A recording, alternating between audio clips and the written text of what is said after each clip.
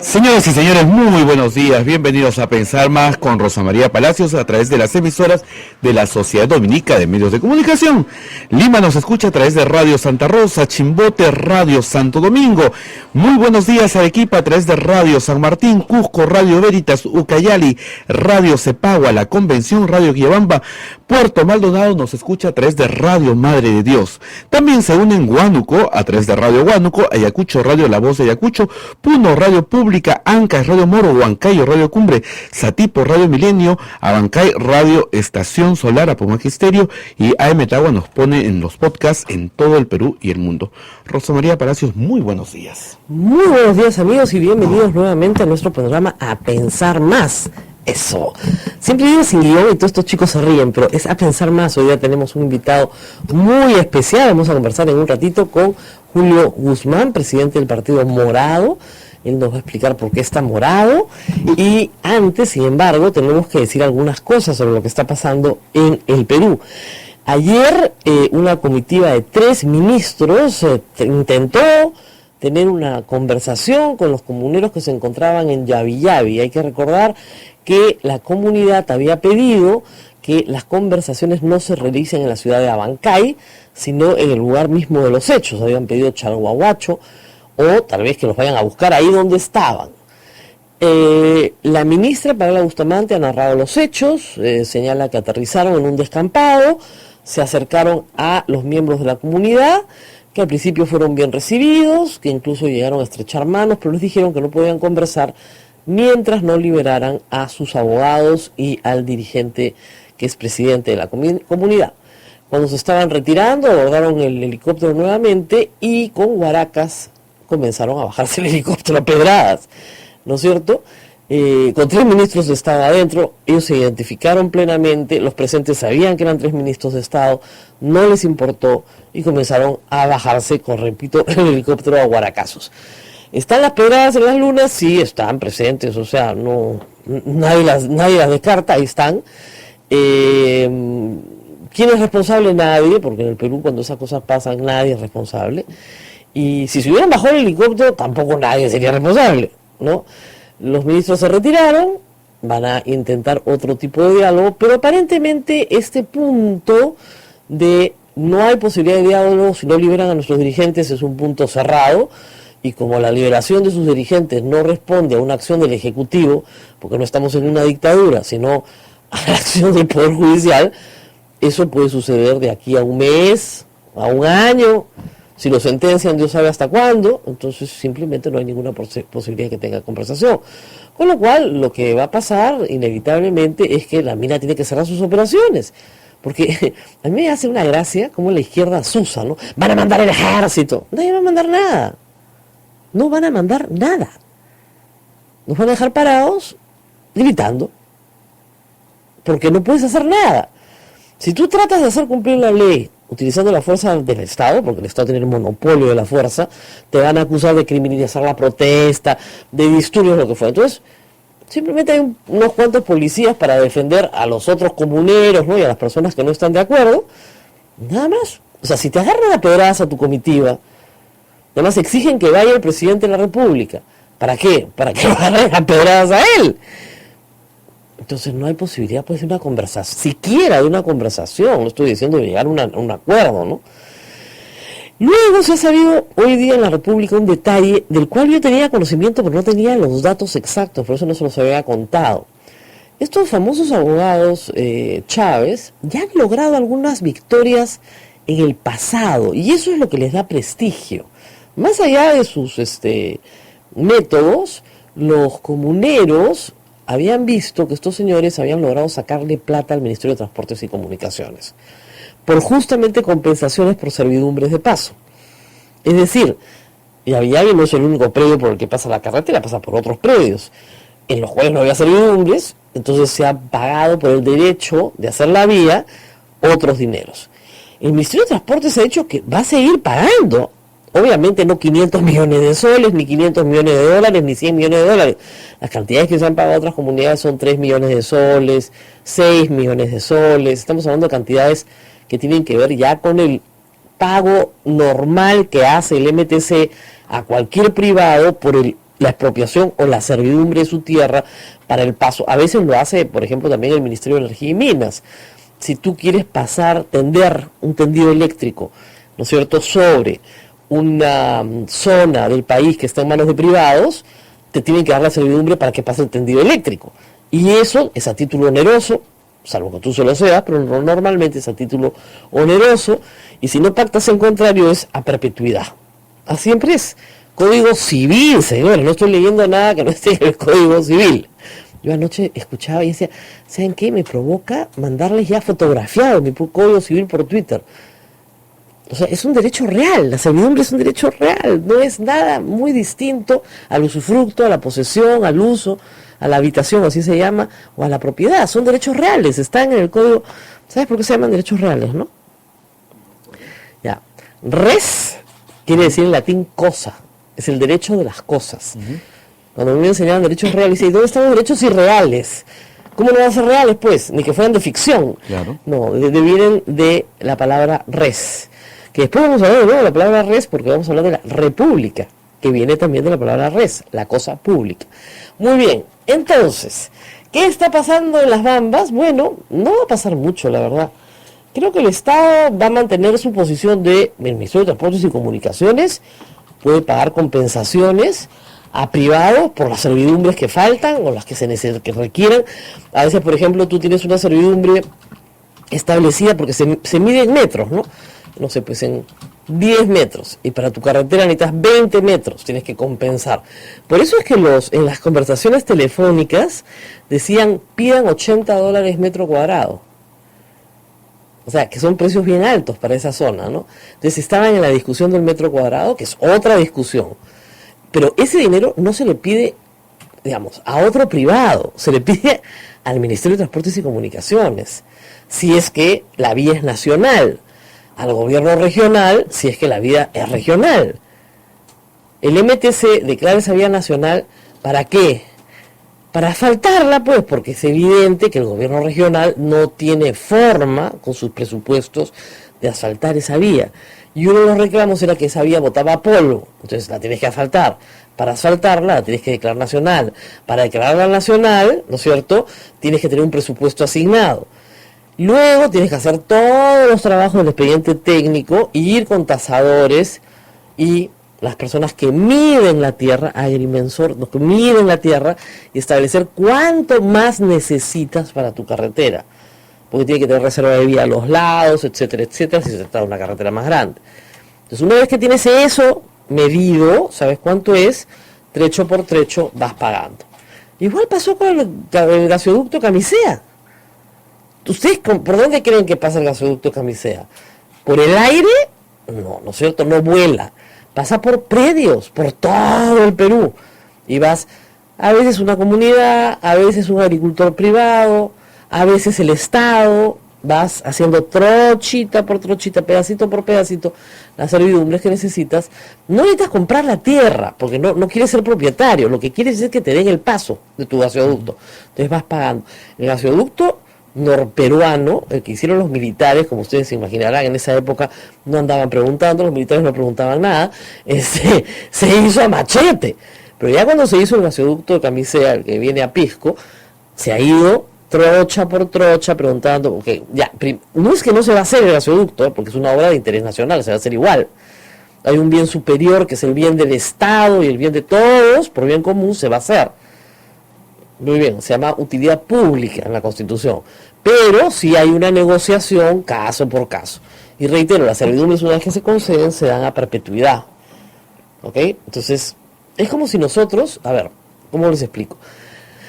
A ver, este predio donde estamos nosotros es casi una manzana, ¿ya? Y supongamos que no hay forma de salir de esta manzana si no es por la puerta del convento. Entonces, la puerta del convento le tiene que dar a los que están adentro el derecho de paso para poder salir. Puede ser, obviamente, un paso independizado, pero tienes que darle el derecho de paso. Y si yo, para ir de un lugar a otro, tengo que pasar, esa es la otra posibilidad, por un predio privado, el Estado perfectamente constituye una servidumbre. En el caso del predio de Yavi Yavi, las cosas estaban tan adelantadas que la servidumbre ya está inscrita. Ya está inscrita la servidumbre sobre esos 12 kilómetros que atraviesan en el fondo de Yavi, 1.200 hectáreas. Me digo cosas como, el terreno ha quedado destruido. 1.200 hectáreas, ¿cómo puede haber quedado el terreno destruido? No están pidiendo más que plata. Eso es lo que están pidiendo. ¿Para qué? Para compensar que la carretera pase por su terreno. El asunto es que el año pasado, yo pensé que habían pedido 500 millones de soles, reconozco mi error, pidieron 500 millones de dólares. Y no solamente esa comunidad, se han ya enseñado la documentación de otras comunidades que se acercaban, no al Estado peruano, eso es lo más loco de todo, sino a la mina, a decirle, deme 80 millones de dólares, 20 millones de dólares, 30 millones de dólares. Claro, y tú eres un privado que está sentado ahí y dices, ¿yo por qué tengo que pagarle a toda esta gente? Yo ya compensé, firmamos acuerdos, pactamos, hicimos contratos. Claro, el valor de la palabra empeñada es cero, ¿no? Entonces, vienen por más. Esa es toda la historia. Entonces, negociación puede haber en la medida que haya voluntad, pero si no, si te agarran a pedradas, ¿qué voluntad va a haber?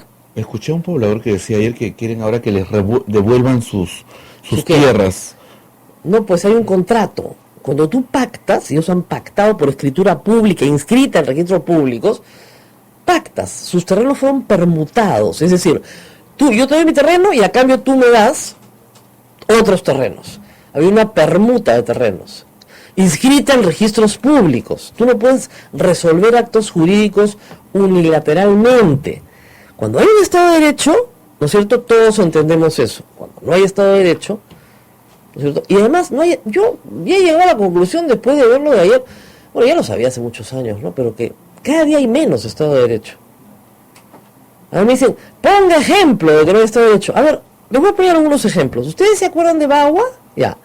Hay 12 policías que fueron fusilados en la estación de bombeo, número 6. Los sacaron a uno por uno, ¿no es cierto?, amarrados, rendidos, sin oponer ninguna resistencia, y fueron uno por uno fusilados con un tiro en la cabeza por la comunidad. Es un asesinato de 12 policías. Muy bien. ¿Quiénes son culpables? Nadie. En un Estado de Derecho, tú cometes un delito, puedes cometerlo, por cierto, pero tienes que asumir las consecuencias de violar la ley. Si violar la ley no tiene consecuencias, todo el mundo la va a violar. ¿Quién ha hecho justicia por los 12 policías? No estoy hablando de la curva del diablo, que ustedes pueden decir ahí hubo un enfrentamiento. Acá no hubo ningún enfrentamiento. Eran policías que estaban cuidando la estación de bombeo. Vinieron los nativos, les abrieron la puerta, les dijeron que no querían pelear, que no había ningún enfrentamiento. Los amarraron, los tuvieron secuestrados varios días y al final les metieron un tiro en la cabeza a cada uno. Y se fueron. ¿Qué justicia ha habido para esos 12 policías en el Perú? ¿Alguien me puede explicar? Están criminalizando la protesta. Perdón, esos señores policías estaban rendidos. No dispararon un tiro, no se enfrentaron a la población, los fusilaron uno por uno. ¿Dónde está el Estado de Derecho? No sé, y puedo seguir así, podemos seguir buscando otros ejemplos. Anoche me escribía un trabajador de la mina y me decía que a él le quemaron el bus donde estaba y tuvo que escapar corriendo hace 3 años en la misma zona. Y dije, lo siento muchísimo, pero usted no tiene derechos en el Perú. Lo siento en el alma. Usted no tiene, o sea, el comunero tiene derecho, usted no tiene derecho a nada. Si a usted le queman sus cosas dentro del bus, mala suerte. Y que tienen órdenes muy estrictas de la mina de no confrontar, de no discutir, de ni siquiera contestar los insultos, y que los humillan y los insultan en la carretera y los gritan cosas y no pueden contestar absolutamente nada para no provocar un incidente. Y le volví a decir, lo siento mucho, usted no tiene derechos. Y hay que ver, ¿no? O sea, a mí me encanta. La Coordinadora de Derechos Humanos, que se supone promueve los derechos humanos de todos los peruanos, y los protege y los cuida, considera que hay que liberar a los abogados y al dirigente de la comunidad. Eso lo han publicado ayer, para promover el diálogo. Oye, y el Estado de Derecho, los derechos humanos se fundamentan en el Estado de Derecho. No, eso no. De nuevo, no somos iguales ante la ley. Hay personas que pueden cometer delitos, ¿no es cierto?, y pueden salir libres, y hay personas que no, ¿no es cierto? Que se tienen que quedar adentro, pues. Entonces es como si mañana Keiko Fujimori dijera, mi bancada, ¿no es cierto?, va a cerrar la Plaza Bolívar y vamos a agarrar a todos a pedradas hasta que a mí me liberen, pues. Porque esta es una maniobra política de gobierno. Imagínense que Keiko Fujimori tuviera la misma actitud, los fujimoristas, que la comunidad de Fuerabamba. Porque el sistema político es injusto, porque el Poder Judicial es una basura, entonces tiene que salir. ¿Y por qué no Orellana, pues, no? ¿Y por qué no Momón? ¿Y por qué no Caracol? Total, si todos somos iguales, bueno, pues seamos iguales también para lo malo, liberemos a todos los que están presos, porque efectivamente aquí no hay una justicia correcta. Entonces, ay, y así queremos ser república. Bueno, nos vamos a la pausa, regresamos con Julio Guzmán, él nos va a contar qué haría si fuera presidente. Nos vamos a la pausa y volvemos. Continuamos con A Pensar Más con Rosa María Palacios. Rosa María. Muy bien, estamos ya aquí con Julio Guzmán. Ha logrado un primer triunfo, que no es poca cosa, ha logrado inscribir su partido político. Gracias por estar acá. Gracias, buenos días, Rosa María. Ya está inscrito. Ahora, la pregunta es, ¿cómo se llama el partido? Porque Partido Morado, ¿ese es el nombre? Mañana tenemos... Sí, se llama Partido Morado, y esto tiene una explicación muy concreta. El morado es la combinación del rojo y el azul, y el rojo está vinculado con la izquierda, el azul con la derecha, y nosotros somos el centro republicano. Cuando uno junta el rojo y el azul, te da el morado. Claro, pero acá acaba de decir este chico atrás, ¡wow! ¿No? Pero claro, hay el Partido Colorado en otros países, pero el Partido Morado... Bueno, tiene una, como repito, una connotación muy particular. Es que en el Perú el morado está asociado a el Señor de los Milagros, ¿no es cierto?, y a las borracheras, se lo llevaron morado. Entonces, claro, o sea, no como que no nos dice todo lo que tendría que decirnos, ¿no? Por supuesto, porque hay normalmente una la gente pone, pues, en el nombre del partido pone Partido del Pueblo, Partido Democrático, ¿no? Alianza, Fuerza, utilizan esas palabras, usted utiliza un color. Sí, y mi pregunta es, ¿qué han conseguido esos partidos en ponerse democrático, cristiano o republicano si realmente no lo son y nunca lo han sido? Entonces el nombre del partido, cualquiera este sea, es menos relevante. Lo que yo creo que es más relevante es el contenido. Y a eso claro, quería ahora, explicarte. No es una estrategia media, como dicen, millennial, o sea, ponerle un color a un partido, una estrategia marquetera, sí, pero más que un contenido ideológico. No, todo lo contrario. Creo que es algo simple, sencillo, en donde la gente se puede identificar, pero como repito, lo más importante es el contenido, es decir, ¿qué significa ser de centro republicano? Yo creo que esa es la gran pregunta. Bueno, yo he tenido la suerte de leer en primicia, porque me lo han mandado, en primicia, el documento donde explican el republicanismo del partido. Entonces voy a pedirle a usted que me lo explique, porque yo no lo terminé de entender. A ver, explíquenos claramente por qué son republicanos. Bueno, el centro republicano tiene una personalidad única y no es el promedio o es el centro o no significa ser ni chicha ni limonada como algunas personas creen. Y lo voy a poner de esta forma muy sencilla. Para la izquierda el actor político principal es la clase y por lo tanto a partir de ahí definen sus posiciones, la lucha de clases, esto que conocemos desde hace muchísimo tiempo. La derecha, el actor político es el individuo, es la persona. Y por eso proclama los derechos de las personas, perdón, las libertades de las personas como lo más importante, y mientras el Estado sea lo más pequeño, mejor. El centro republicano es algo completamente diferente de las dos últimas. Nuestro actor político principal es la comunidad de ciudadanos, es decir, la construcción de ciudadanía, la construcción del bien común y del valor público, que es algo que tú mencionaste en la introducción que hiciste, que justamente, ¿qué es la red pública? ¿No? Es la cosa pública, es cómo hacemos que no solo el esfuerzo individual genere progreso, sino sobre todo el esfuerzo colectivo genere progreso. Y la plataforma más importante del Partido Morado es la inversión en el talento de las personas y las economías diversificadas. Pero el tema acá, le digo, desde un punto de vista teórico, yo le recomiendo mucho que lea a Alberto Vergara, que es el que más ha desarrollado esto, el término de republicanismo del Perú en los últimos años. La república puede digamos, usted puede tener Ciudadanos en República, es un libro de Alberto, más lleno de artículos muy interesantes publicados por él. Es decir, lo que importa en la República no es el ciudadano, lo que importa en la República es la institución, las instituciones. Por eso en el Perú se dice que somos ciudadanos sin república, porque somos ciudadanos donde no hay instituciones. Y el eje de la república es el Estado de Derecho. Ese es el eje. La soberanía de la ley, el dominio de la ley sobre las voluntades individuales. Por eso no es un sistema liberal, porque en el sistema liberal, como usted bien dice, el individuo, ¿no es cierto?, es el centro.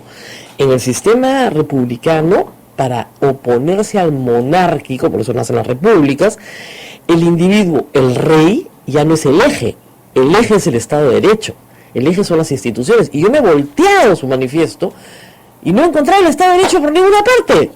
¿Dónde está el Estado de Derecho, decía yo? En primer lugar, comentarte, desde los inicios de la historia, las discusiones sobre la república no era generar el régimen perfecto o ideal.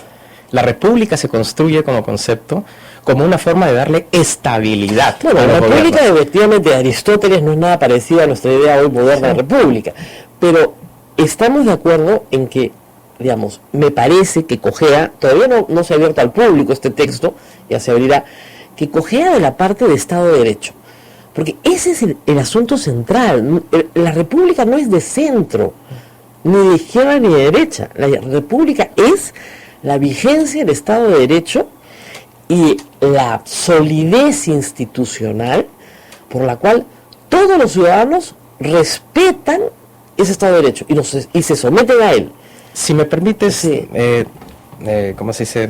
Explicar un poquito más. A ver, vamos. Te comentaba que la República fue diseñada no como un sistema ideal político, sino simplemente para darle estabilidad, y por eso la República tiene los tres elementos del Ejecutivo, que se parece más a una monarquía, el Legislativo, que se parece más a algo popular, ¿no es cierto?, elegido por la gente, y también el judicial, que es la aristocracia. Entonces esta combinación para darle estabilidad.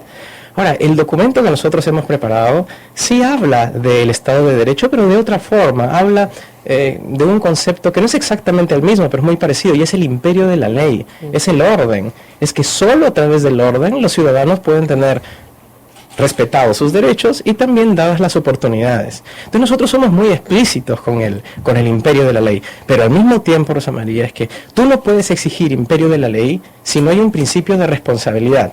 El Estado no puede pedirle a los ciudadanos que respeten la autoridad si el propio Estado quiebra los compromisos que establece.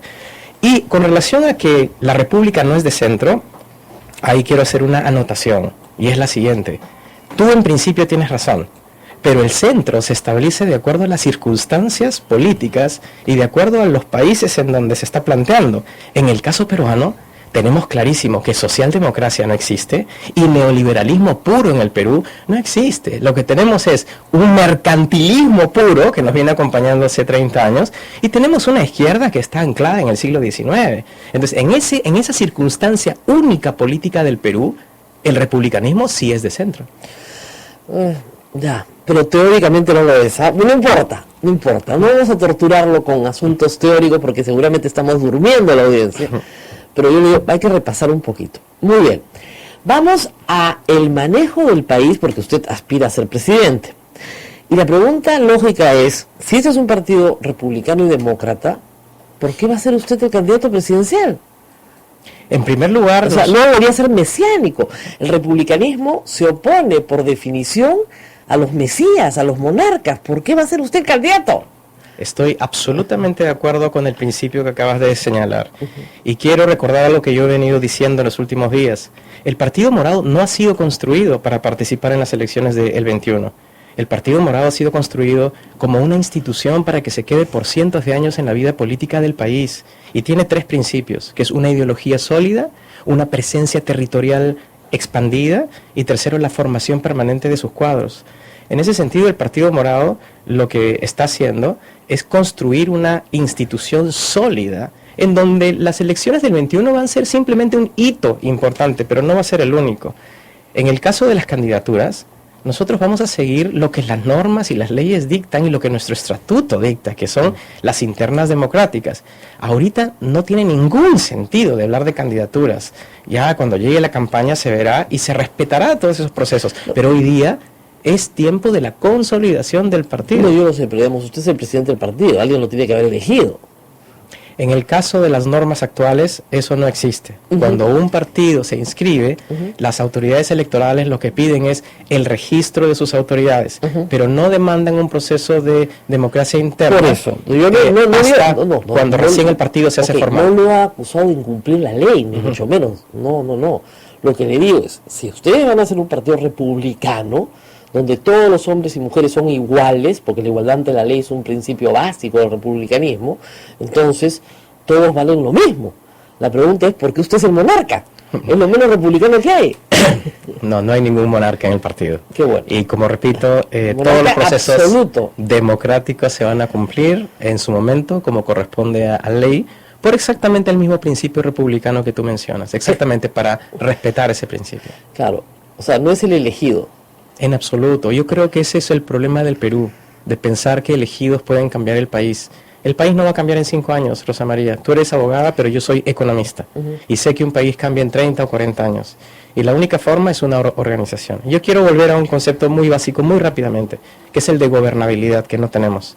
Gobernabilidad implica esa capacidad de los gobernantes de poder interactuar con todos los actores políticos y todos los grupos de interés para poder darle estabilidad al país. Por lo tanto, la única forma de hacer eso es tener una organización atrás y tener un colectivo. Entonces, el Mesías no funciona, el caudillo tampoco. Y los iluminados, lo que le traen a los países, son desastres. Claro. Y por eso el Partido Morado tiene una visión completamente diferente. Muy bien, entonces, en esta organización que ya venía caminando todo muy bien, ya habían cumplido con las leyes, de repente aparece el proyecto de cambiarlo todo, el proyecto de reforma política, que le pone a su organización algunos requisitos que no estaban sobre la mesa. Por ejemplo, tendría usted que tener un número mayor de militantes. No parece imposible, pero claro, debe dar mucho acuerdo de haber reunido 800.000 firmas para después que digan que ya no importan las firmas, pero va.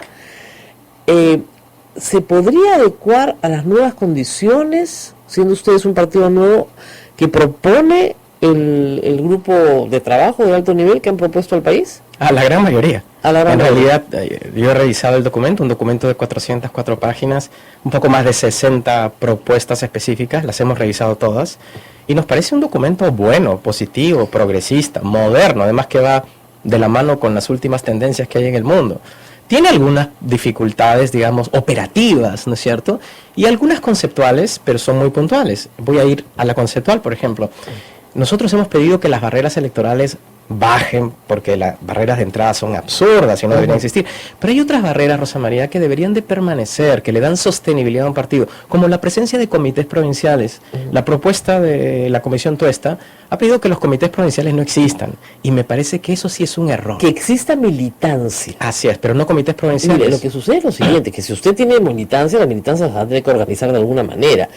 El asunto es que verificada la existencia de comités, y he hecho notas sobre esto en el pasado, la verdad es que son comités de papel. Es decir, pone usted 5 nombres en un papel, sí, ellos son el comité, pero no tienen una vida real, no hay una vida partidaria real. Es que esa medida tiene que ser complementada con otras. Yo estoy de acuerdo contigo. Hay partidos hoy día, si uno se va a la página web del Jurado Nacional, que tienen 200.000, 300.000 militantes, y efectivamente no son partidos.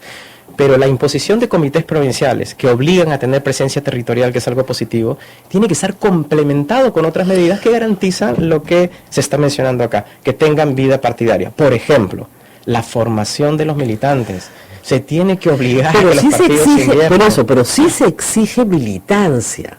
Sí, ahora 12.000 van a pedir. 12.500. El Partido Morado tiene 11.000, o sea, para poder ajustarnos sería, digamos, un trabajo adicional. Y que no haya más del 30% de esa militancia en una sola provincia. Sí, en el caso del Partido Morado tenemos en 157 provincias, entonces no habría ningún problema. Por eso, entonces son requisitos que tienen que entrar dentro de la racionalidad de la norma. ¿Qué le interesa a la democracia? Le interesa que estos partidos sean reales, que no sean un caudillo que digamos, que no sean movimientos electorales que desaparecen después de las elecciones, que tengan ánimo de permanencia en el tiempo. En ese sentido ustedes están bien. Ahora, si estas reformas son buenas y necesarias y pueden coadyuvar a tener efectivamente una república algún día, ¿qué piensa usted de su aprobación? Porque lo que nosotros estamos observando es que no hay mucho entusiasmo por parte del Ejecutivo. Es una pena en realidad. En primer lugar quiero decir de que para poder ejecutarla tiene que haber un orden. Y las propuestas de la Comisión Tuesta, con todo lo positivo que estoy diciendo, es una lista de lavandería. Y hay un problema, porque no te dice cuáles son prioritarias y cuál es la secuencia. Porque una debería ser detrás de otra para que sea... O hay algunas que son incompatibles. Hay algunas que si no se aprueban completas, no se pueden aprobar. O sea, no te puedes volar el voto preferencial y no tener democracia interna. Estoy de acuerdo. Así es. Entonces, para poder implementarlas y para poder pedirle al presidente Vizcarra que tenga un poco más de firmeza y liderazgo en esto, primero hay que preguntarle cuáles son las que él considera prioritarias y cuáles son las más importantes. Si este orden, esta visión estratégica no se da, entonces la implementación va a ser muy complicada. Imaginemos que la priorización existe y que mañana el presidente Vizcarra dice, bueno, vamos a trabajar en estas. ¿Qué creo yo? ¿Cuáles deberían de ser esas? Todas las que tienen que ver con mejorar la calidad del Congreso. Porque mira, la bicameralidad y otras posibilidades de diseño, me parece positivo que se discuta, pero si no mejoramos la calidad de las personas que van al Congreso, así haya unicameralidad o bicameralidad, no vamos a solucionar nada. Ahora, en un sistema republicano de representación, como usted sabe, todos podemos representar. No importa que tengamos una maestría o primaria incompleta, da lo mismo. Sin embargo, a nuestra ciudadanía le irrita el nivel de ignorancia, el trato, etcétera, que tienen sus congresistas y considera que hay que exigir requisitos como 2 idiomas, entrevista personal, peritaje psiquiátrico, a veces se necesita, ¿no? Pero en fin, 2 maestrías, un doctorado. ¿Qué piensa usted de los requisitos para ser congresista? Me preguntaron eso el otro día. Y yo soy de la misma opinión que la tuya, es decir, la democracia participativa no requiere ningún tipo de educación formal, lo que requiere son valores. El problema de nuestro Congreso hoy día no es que nuestros congresistas no tengan educación formal, el problema es que no tienen los valores, no todos, pero la mayoría de ellos. Entonces eso es, en el Partido Morado nosotros vamos a aceptar personas, líderes de comunidades de distintos países, de distintos distritos y provincias, que no necesariamente tengan educación formal, pero que sean personas honestas y que representen. El valor de la democracia participativa es la representatividad, no es la educación formal. Ahora, habiendo dicho eso, obviamente lo ideal es que los representantes hayan sido capacitados, que tengan una mejor formación, etcétera. En el Congreso me he quedado sorprendido, pero han salido cifras de que un gran porcentaje de los congresistas tienen hasta maestría. Casi todo. Entonces, ¿cuál es el 95% tiene educación superior. Entonces, ¿cuál es el problema? El problema es de la calidad, de personas. Y yo le pediría al presidente que se aboque a eso. Hay medidas muy concretas. Por ejemplo, la eliminación del voto preferencial, ¿no es cierto? Te evita que los que tengan plata y entren.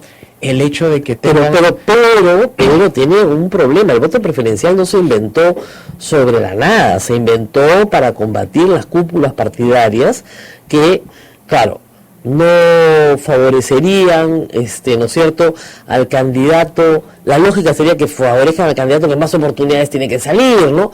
Pero en la lógica no partidaria favorecen al que les pone más plata por delante. Así es. ¿Ya? Entonces ya no tiene que gastar la plata de la campaña, sino en pagarle a los de la cúpula del partido.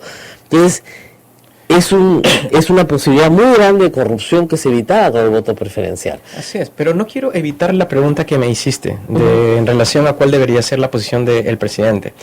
Y es que sí genera mucha confusión y mucha preocupación que una persona como el presidente, que hizo una transición democrática buena para el país, basada en la lucha contra la corrupción, el día de hoy no intente hacer lo mismo. O sea, si ya lo hizo, ¿por qué no lo hace ahora? O sea, su vocación reformista parece haberse agotado. Muy bien.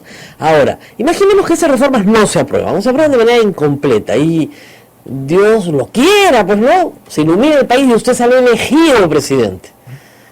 ¿Haría esta reforma política? Absolutamente. Y no solo eso, sino que corregiríamos la reforma judicial. porque lo que poco se dice es que lamentablemente el resultado de la reforma judicial ha sido muy decepcionante. Para los abogados y los entendidos de esto lo saben mejor que yo. Porque los mismos que van a elegir, los que van a elegir a los jueces y los fiscales, son los mismos que estuvieron atrás de la elección de los jueces y los fiscales con el Consejo Nacional de la Magistratura. No, perdón. Los 7 sí son presidentes de organismos constitucionalmente autónomos, pero esos tienen que elegir a 7, y esos 7, que todavía no hemos visto el resultado, son los que van a elegir a todos los jueces y fiscales. O sea, que todavía no sabemos quiénes son. Pero voy a poner un comentario de fondo. Es los actores, no las personas con nombres y apellidos, pero los actores son los mismos. El día de hoy, por ejemplo, podemos tener la suerte de que algunos de los representantes de esos actores sean personas reconocidas, pero de acá a 5 años nadie nos da una garantía. Pero usted no le puede entregar pues a una orden religiosa a la Administración de Justicia para tener la garantía. El tema es este: se necesita un conjunto de personas que escojan jueces y fiscales, un jurado si se quiere. ¿Cómo conformamos ese jurado? Bueno, tienes que llamar a alguien para que conforme ese jurado. Y resulta que la decisión fue llamar a los jefes de todos los organismos autónomos que tuvieran que ver con más o menos la justicia. O sea, lo mismo. Bueno, pero es que ¿a quién vas a llamar? No está el Ejecutivo. No está el Ejecutivo, porque te estarías politizando el tema. Tampoco está el Legislativo, pero está el Ministerio Público, el presidente del Poder Judicial, la Contraloría, que no tiene nada que ver con las dos, porque por corrupción debe estar ahí. Están 2 rectores, que probablemente no sean ni siquiera abogados, y finalmente están el defensor del pueblo que preside este grupo y el presidente del Tribunal Constitucional. Yo no discuto la calidad de las personas, pero a lo que voy es que son instituciones del Estado que tienen alguna relación con la Administración de Justicia y que finalmente alguien tiene que nombrar. ¿A quién pondría usted a elegir a los jueces? Primero debemos de ser más creativos y salir de esta forma cuadriculada de pensar que solo la gente que es abogada o que entiende de leyes tiene la capacidad de elegir a personas honestas. Ya hicimos eso con el CNM. En el CNM teníamos enfermeras, médicos, ingenieros. Sí teníamos. Claro, era diferente porque ahí lo que estaba atrás eran colegios profesionales y universidades que no tienen absolutamente nada que ver con el tema judicial y no deberían. La propuesta es diferente. Hay instituciones sólidas, como por ejemplo el Banco Central de Reserva, ¿no es cierto? Que no tiene nada que ver con el tema legal, pero es una institución. O sea, ¿usted cree más en el BCR que en, digamos, la Defensoría del Pueblo? No. Mi punto es más de fondo. Mi punto es de fondo. En el Perú hay otras instituciones ¿Cómo que tienen solidez. ¿Cuáles? BCR y más. Que pueden tener sus representantes.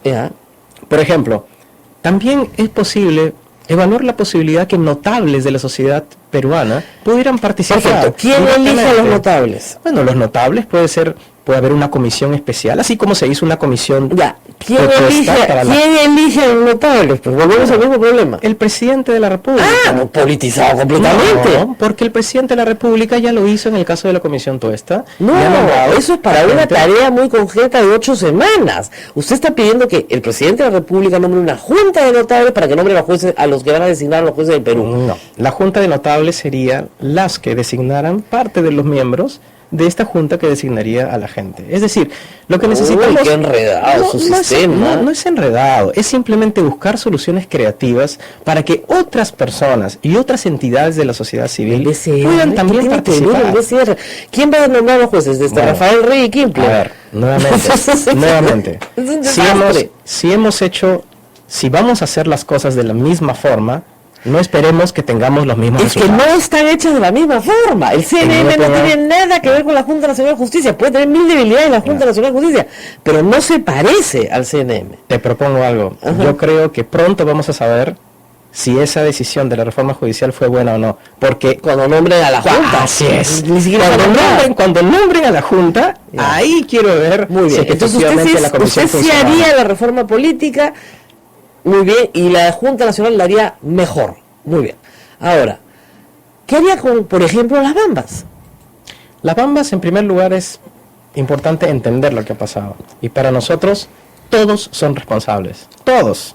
Para comenzar, el Estado, porque no tiene ninguna capacidad de enfrentar si me permites para... Sí, venga. Primero, que no tiene ninguna capacidad para enfrentar los conflictos sociales. El Estado no está mandando a los especialistas a abordar el tema. Lamentablemente, los equipos que tienen que ver con gestión del diálogo son funcionarios de quinto nivel hoy día en el organigrama de la PCM. Pero ayer habían 3 ministros, ¿eh? Sí, pero Rosa María, yo he estado en el Estado. Yo te aseguro que los ministros recién se han enterado del caso de las Mambas y están recién enterando de los detalles. Los ministros, lamentablemente, no tienen la capacidad de negociación y no entienden el proceso como lo entiende un especialista. ¿Cuál es la propuesta? La propuesta es crear un arreglo institucional que sea adscrita directamente a la Presidencia de la República, en donde esa persona tenga un rango de ministros y donde todas las semanas esté informando a todos los ministros de cuáles son los problemas. Cuando esa persona, cuando surge un conflicto social, que además ya lo ha anticipado, porque la idea es que tenga inteligencia, operadores políticos, etcétera, va al lugar, tiene el rango y tiene el empoderamiento político para lidiar con esto. El día de hoy, claro, pero eso no es posible. Claro, usted plantea una solución burocrática. No es Vamos a crear un ministro del pleito. No es burocrática, todo lo contrario. No. A mí me parece que es simple y aborda el problema directamente y va a la vena. Usted ha dicho que todos son culpables. Sí, primero eso. Segundo, todos son culpables, nadie es culpable y quedamos bien con todos. No es así. Quedamos bien con todos, porque claro, si todos son culpables, todos son culpables. Si me permites. Segundo, los gobiernos locales, Rosa María, nada se ha dicho de ellos. ¿A dónde va toda la plata del cargo? Bueno, está el gobernador se ponen de costado, tienen actitudes...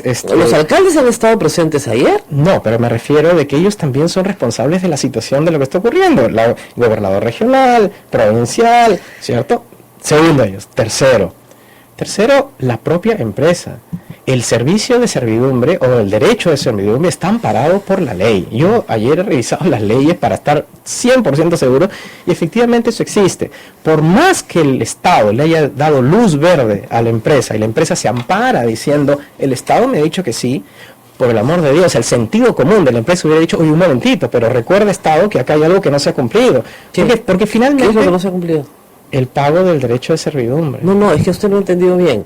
Ese predio, de esos 12 kilómetros, no le digo toda la carretera, ya tiene una servidumbre inscrita a favor de una vía. O sea, la vía ya está inscrita en registros públicos, en Espinar, y he publicado el número de la ficha varias veces en Twitter.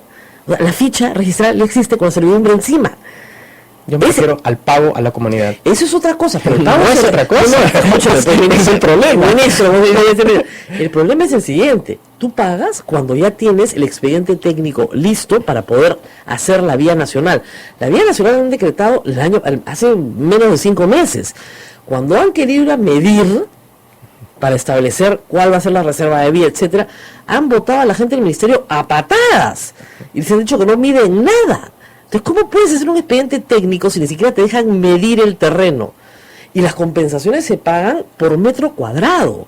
Y tienes que hacer toda la medición para el expediente. Y ya han logrado algunos pagos en otras comunidades. Estos mismos señores, igualitos, los señores Chávez. En el 2017 han logrado varios pagos. Se paga, no se paga, obviamente 200 millones de soles. Y el otro tema es ese, la cantidad de dinero. La comunidad quiere 500 millones. Y el ministerio paga 3 millones, pues 6 millones. Para mí 6 millones es un montón de plata, pero para los comuneros no, tienen todo el derecho a pedir más. Pero se paga a precios de tasación nacional. El Estado no puede entregar más de lo que la ley le permite entregar. Si me permites terminar también, sí. Porque también nosotros creemos que las comunidades también tienen responsabilidad. Todos tienen responsabilidad. Sí. Y en ese sentido las comunidades, ¿por qué? Porque bloquear carreteras es ilegal, para comenzar. Y segundo, porque el descansar en agitadores, que está demostrado que ha habido extorsión, esas personas deben de ser procesadas y deben efectivamente cumplirse lo que se dice, el imperio de la ley. Pero todos acá son responsables. O sea, decir que de todas estas partes solo alguien o una parte es responsable, en mi opinión, es perder de vista la mirada de Bosque. ¿Por qué? Porque después de las Bambas no va a volver a pasar. Si el Estado no asume la conflictividad como una prioridad institucional, esto no se va a resolver. La Secretaría de Gestión de Diálogo es una de las 7 secretarías que tiene hoy día la PCM, y esa gente que conoce y es devota, hoy día está súper frustrada. Y yo estoy seguro que algunos de ellos me están escuchando ahorita por la radio. Está súper frustrada porque no tienen el nivel político para pedirle a un ministro que cumpla lo que se le dijo a la comunidad, o que no solo cumpla, sino que lo escuche de cuál debería de ser la estrategia de negociación. Han ido a negociar ayer, ¿eh? Se han agarrado pedradas. Y esa fue la respuesta. Bueno, eso yo creo que la pedrada es una respuesta bien clara, bien contundente por lo menos. Como repito, agarrar a pedradas a un helicóptero o a quien sea es un error, y si lo ha hecho la comunidad, es un error de la comunidad. Pero mi punto es otro: todos son responsables. O sea, nosotros no estamos de acuerdo con los de la izquierda, por ejemplo, que dicen no, solo hay, todos son responsables menos las comunidades, o los de la derecha. ¿Es políticamente correcto decir que todos son responsables? Es políticamente responsable decir lo que estoy diciendo. Okay. Vamos a hacer una pausa, pero continuamos. No se muevan, manden sus preguntas. Abel está juntando un montón de preguntas acá para el no candidato presidencial del Partido Morado. O sea, no sabemos si va a ser uno. Vamos a la pausa y regresamos. Continuamos a través de las emisoras de la Sociedad Dominica de Medios de Comunicación. Nos escuchan en todo el Perú: Radio Santa Rosa en Lima, Radio Santo Domingo en Chimbote, Radio San Martín en Arequipa, Radio Veritas en el Cusco, Radio Cepago en Ucayali, Radio Quillabamba en la Convención, Radio Madre de Dios en Puerto Maldonado, Radio Huánuco en Huánuco, Radio La Voz de Ayacucho en Ayacucho, Radio Pública en Puno, Radio Moro en Ancash, Radio Cumbre en Huancayo, Radio Milenio en Satipo, Radio Estación Solar en Abancaya, Pumaquisterio. AM Metaba nos pone en los podcasts en todo el Perú y en nuestra página web también transmitiendo en directo. Rosa María. Bueno, muy bien. Hemos hablado un poco de la visión, digamos, general, y hemos aterrizado en algunos temas concretos: reforma política, reforma de justicia, conflicto social. Pero obviamente una sociedad no vive pues solo del conflicto, también tiene que generar prosperidad, riqueza, en fin. Debemos tener un poco, ¿no?, de capacidad de mejorar. ¿Qué propone en materia económica el Partido Morado? Usted es economista, estudió afuera, tiene experiencia. ¿Propone libre mercado o no? No sé, de repente algo más de centro. Bueno, en primer lugar, de libre mercado. Eso de discutir el libre mercado me parece que ya pasó a la historia. El libre mercado es... La gente no de Perú, la gente de Frente Amplio, ellos creen que no hay libre mercado, que no es libre. El libre mercado es la única forma de generar riqueza, estrictamente en lo económico. Habiendo dicho eso, el libre mercado tiene una serie de fallas que deben de ser corregidas justamente para que el mercado sea libre. Pero la visión del Partido Morado es más específica y más concreta. En términos económicos estrictamente, el Perú podría crecer a 5 o 6% si es que tenemos aumentos de productividad. ¿Qué significa eso en cristiano? O simple, que la gente pueda entender. Que podamos generar más cosas con los mismos recursos que tenemos. Entonces alguien puede decir, oye, pero eso es imposible, ¿cómo vas a crear nuevas cosas de la nada? Bueno, sí es posible. En el siglo XXI es a través del conocimiento, de la sociedad del conocimiento, lo que nos lleva a que la primera prioridad del Perú debería de ser invertir en las capacidades de la gente, en capital humano, en donde se generan los mayores aumentos de productividad. Hicimos un cálculo bien sencillo de los últimos 50 años, de todo el crecimiento económico que ha tenido el Perú. En el 97% se ha debido a acumulación de factores. ¿Qué significa esto en sencillo? Que ha llegado más capital y la población ha crecido más, por lo tanto hay más fuerza laboral. Cuando otros países, los desarrollados por ejemplo, 30 o 40% de todo su crecimiento en los últimos 50 años ha sido simplemente ¿a qué? A la innovación, a la creatividad, a que se le ocurrieron nuevas formas de hacer las cosas, lo que en sencillito se llama tecnología. Entonces, la propuesta del partido es esa, es que el Perú debería de concentrarse en 3 cosas prioritarias. Primero, una inversión masiva en el talento de las personas, que vaya desde el vientre de la madre hasta la educación continua. Segundo, la lucha contra la corrupción, que justamente es uno de los grandes obstáculos para eso. Y tercero, la defensa de la democracia, que es tan endeble y en la cual uno tiene que trabajar permanentemente, porque te distraes y ya hemos visto lo que nos pasa cuando nos distraemos. Ahora, es evidente que una propuesta como la suya, dicha así, no tendría posición de nadie. Nadie se va a oponer a que innovemos, a que la tecnología nos ayude a mejorar nuestra productividad. Nadie se puede oponer a tener más democracia.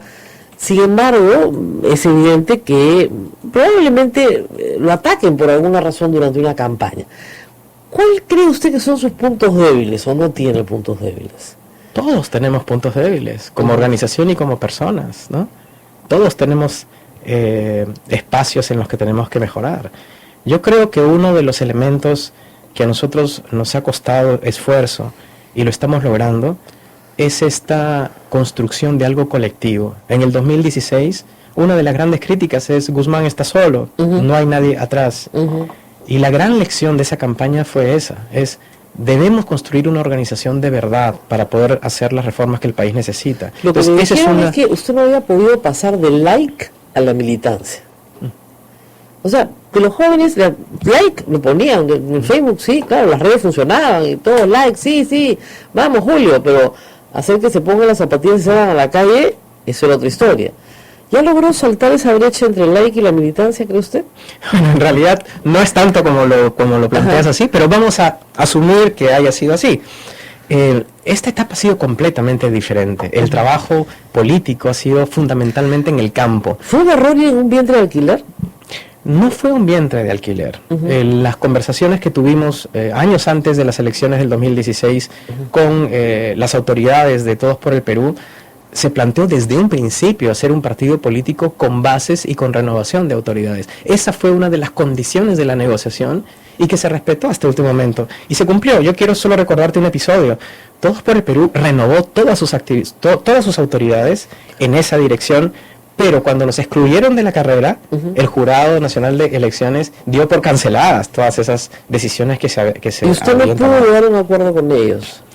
No, mira, las personas con las que yo me reuní, que es Drago Kisik, Raúl Salazar, Gonzalo Aguirre, son personas muy honestas, son personas que desde un principio cumplieron su palabra. No lo sé, pero pudo haber llegado a un entendimiento con ellos para, sobre la base de su partido, sin tener que recoger 800.000 firmas, pudieran sacar adelante pues una organización como la que tiene hoy.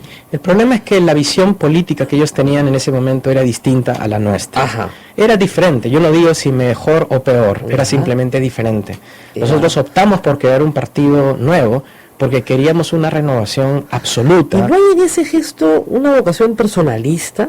O sea, usted sabía que si estaba con otros, también pues el esfuerzo colectivo depende de lo que los otros quieran. Entonces, mejor estar solo. Yo creo que es exactamente lo contrario. Porque cuando no una persona como yo, sino un grupo de gente decide construir un partido político de verdad, entonces ahí ya se desmenuza lo individual y más bien se opta por lo colectivo. Entonces el otro partido no era un partido político de verdad. A ver, yo no voy a poner... No quiero que pongan en mi boca palabras que yo no he dicho. Yo lo único que tengo que decir es que estoy muy agradecido con ellos y que ellos tenían una visión política diferente. Yo solo puedo hablar de la mía y la de nuestro partido, que es la que conocemos más. Y la nuestra es tener un colectivo de verdad. Y los resultados están ahí a flor de piel. Nosotros tenemos una enorme organización nacional. Esto va a venir en una campaña y le van a decir también, oiga, a usted lo sacaron, usted lo dijo en su momento, injustamente, arbitrariamente, de una campaña política. Usted se quejó en instancias internacionales, lo recibieron en la OEA. Usted denunció que esas elecciones tenían un componente fraudulento. ¿Cómo puede confiar en un Jurado Nacional de Elecciones que, digamos, no ha cambiado mucho desde ese entonces? Bueno, primero que nuestra exclusión fue antidemocrática y anticonstitucional. Es más, yo estoy de acuerdo, en su momento hubo un pronunciamiento de tu parte en ese sentido. Habiendo dicho eso, también quiero recordar que en ese momento todas las fuerzas que se llamaban democráticas se pusieron de costado y no dijeron absolutamente nada. También lo que tengo que decir es que cada día que pasa hay más, digamos, evidencia y, como tú sabes, el delito deja rastros y esto se va a conocer. El Partido Morado, hace mucho tiempo, Rosa María, nosotros volteamos la página, aprendimos de eso y ahora estamos abocados a la construcción de un partido. ¿Cómo someterse a una institucionalidad electoral que no ha cambiado casi en absoluto desde 2016? Si ya les pasó una vez. La lección es ser vigilantes. En democracia uno no puede ser ingenuo, decir, están las leyes, la democracia, vivimos, no nos va a pasar nada. No, uno debe ser vigilante y estar preocupado hasta por el detalle. Por esa razón nuestra inscripción fue tan rigurosa que obviamente fue imposible encontrar absolutamente nada. Nuestros niveles de validez han sido enormes. Bueno, el proceso ha sido acuérdense que el puro. señor Mulder estaba a punto de pasar una ley que exigía 3 años de militancia en el partido para poder postular.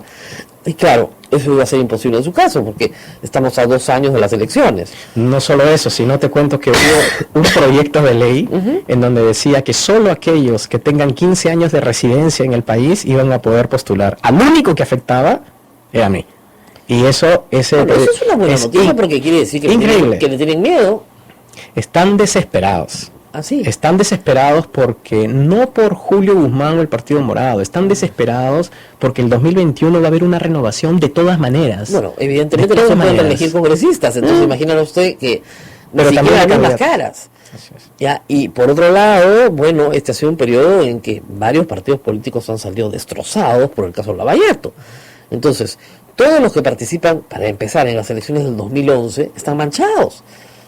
Y la gente probablemente no quiera volver a marcar el símbolo de esos partidos. En ese momento, usted se vuelve una alternativa interesante. Pero para que sea una alternativa verdaderamente interesante, tiene que ofrecer algo más concreto. Pues yo lo veo un poco todavía que le falta aterrizar. Hay que quemar etapas en la vida, como todo.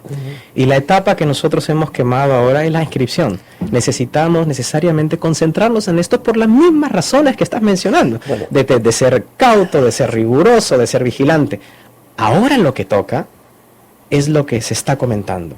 El partido ahora debe de hacer conocer a la población no solo qué significa el Centro Republicano, sino sobre todo cuáles son las propuestas concretas que tiene el partido. Vamos a decir para cambiar algo el país. más yendo al republicanismo. Como usted sabe, esta es una radio pastoral, pero yo quería preguntarle cuál es la relación que tiene el republicanismo, el del Partido Morado, con la iglesia o con las iglesias.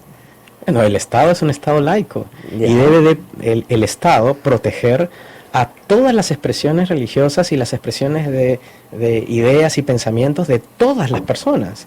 El Centro Republicano, en ese sentido, no tiene ninguna vinculación con ninguna religión en particular, sino el derecho de todos los ciudadanos de pensar y de tener y respetar la fe de todos. Bueno, ha dado una respuesta republicana. Efectivamente, la república es laica. No hay forma de que la república, justamente por oposición al monarca, ¿no es cierto? O por oposición al poder fáctico, porque el republicanismo está basado en el poder de las instituciones, no en los poderes fácticos, ¿no? Entonces tienes que despolitizar a los militares, despolitizar a la iglesia, en fin, y despolitizar poderes económicos también, por cierto. Pero dicho esto, como usted sabe, y lo está viendo, grupos evangélicos en el Congreso muy conservadores, pastores en particular, impidiendo políticas públicas, la Iglesia Católica también se opone a otras políticas públicas. ¿Cómo va a manejar usted esa complicada y tensa relación? Teniendo claridad en la diferencia de conceptos. Una cosa es respetar la fe religiosa y otra cosa muy diferente es apañar posiciones que son antirrepublicanas. El republicanismo no puede apañar odios a extranjeros o odios a personas que no piensan como yo o a odios a personas que tienen inclinaciones o mejor dicho preferencias de cualquier otro tipo que no son las mías. Entonces ahí está la diferencia. Así venga de un evangélico, de un católico, de un musulmán o de quien sea. Esas prácticas deben de ser absolutamente rechazadas. O sea, ustedes van a tener una política pro derechos LGTB. Una consulta, ¿y eso debería de ser una novedad bajo el republicanismo? No, el republicanismo defiende los derechos de todos, absolutamente de todos, los que piensan como uno y los que no. Y en ese paraguas, por supuesto que está incluido las comunidades LGTB. ¿Y tienen alguna agenda especial en ese sentido? ¿Han desarrollado algo? ¿O todavía no? En el partido estamos ahora desarrollando unas mesas de diálogo, que son mesas de diálogo sectoriales, en donde hablan de distintos temas, no solo el que acabas de mencionar, sino también de la mujer, de la educación, Vamos etcétera. a darle una pepa pues, a mis colegas periodistas. ¿Apoya el matrimonio homosexual? Primero, tenemos que partir de lo siguiente. ¿Consideras que es justo que dos personas que hayan vivido toda su vida juntos, que sean homosexuales, en muchos casos reprimidos por sus propias familias, en muchos casos discriminados por la sociedad, que se sacan la mugre trabajando toda su vida y compartiendo y generando un patrimonio junto, ¿consideras que es justo quitarle el derecho de que cuando, por ejemplo, alguien muera o alguien esté enfermo, no pudiera haber un amparo legal para que puedan proteger sus derechos básicos? Mira, a mí me parece eso sentido común, y no solo con las comunidades LGTBI, sino con cualquier otra persona que se encuentre en un estado de vulnerabilidad. Ya como católico, porque yo soy católico, no soy practicante, pero como católico te digo que lo primero que se desprende de mí como católico es la compasión y el entendimiento de ese tipo de situación. El mismo Papa Francisco ha dicho, oye, yo no soy nadie, el Papa, yo no soy nadie para Muy bien. Regreso a mi pregunta de políticas públicas. ¿Apoyaría el matrimonio homosexual? La unión civil es una posibilidad, y en su momento debe darse la discusión y sobre todo los detalles, porque recordemos que hay no una propuesta, sino hay varias propuestas. Claro, pero en general, piensen en el matrimonio en los Estados Unidos, el que aprobó Obama para todos los Estados Unidos. ¿Apoyaría una propuesta de ese tipo? Estaríamos dispuestos a discutirla y eventualmente aprobar la unión civil. La unión civil, pero no el matrimonio. La unión civil para comenzar, creo que sería un buen comienzo para una sociedad como la peruana. Muy bien, ya nos tenemos que ir viendo. ¿Tienes alguna pregunta, Abel? Sí, bastante. A ver, alguna, pues. Una que se repite es si hay candidatos que han llegado a la presidencia y nunca han trabajado. ¿Usted trabaja? Trabajo y trabajo muchísimo. Trabajo mucho. Mira, yo dicto en la Católica, dicto también en la Universidad Ruiz de Montoya, y además me dedico a la educación continua, que es concretamente, hemos creado un instituto que se llama Talentos y brindamos talleres de capacitación en la cosa pública en todo el país. Entonces, con esas 3 actividades a mí me permiten generar los ingresos suficientes como para poder lidiar con mi presupuesto nacional. No es mucho, debo de reconocer que es muy difícil, pero es lo que me toca hacer. Hubiera sido muy fácil en algún momento, bueno, cuando se tengan recursos, porque el partido no tiene recursos, decirle que haya algún tipo de asignación, pero yo he pedido que no sea así, porque mi actividad política debe ser de servicio. Me cuesta mucho esfuerzo, pero lo hago, así que sí, efectivamente trabajo, y trabajo muchísimo, además de dedicar a mis 4 hijos, que desde la que tiene 15 años hasta la última que tiene 11 meses, es una labor difícil, pero estoy con la energía, con la edad, con las ganas y la responsabilidad para hacer lo que me corresponde. ¿Siente que le robaron las elecciones pasadas?